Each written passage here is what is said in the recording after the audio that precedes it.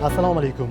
Zamonaviy texnika va texnologiya rivojlanib borayotgan bugungi davrda elektron kompyuter o'yinlariga alohida e'tibor qaratilib, professional jamoalar millionlab auditoriyasiga ega.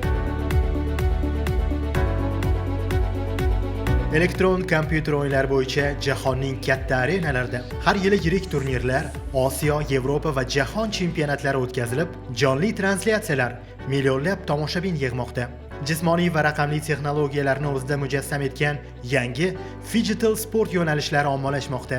So'nggi ma'lumotlarga ko'ra, jahon kibersport auditoriyasi soni 640 milliondan ziyod kishini tashkil etmoqda.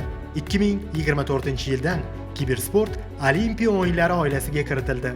Birinchi kibersport olimpiadasi 2027-yil Saudiya Arabistonida bo'lib o'tishi kutilmoqda.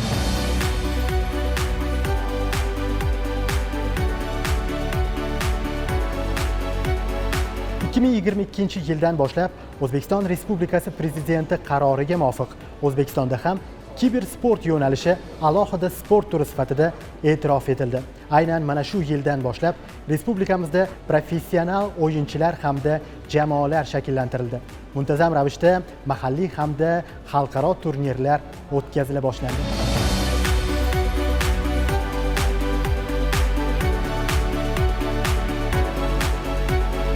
Yurtimizda elektron kompyuter o'yinlari alohida sport turi sifatida e'tirof etilganligiga unchalik ko'p vaqt o'tmagan bo'lsa-da, professional kibersport jamoalari nufuzli xalqaro turnirlar, Osiyo, Yevropa hamda jahon chempionatlarida ishtirok etib, g'alaba qozonishga ulgurishdi.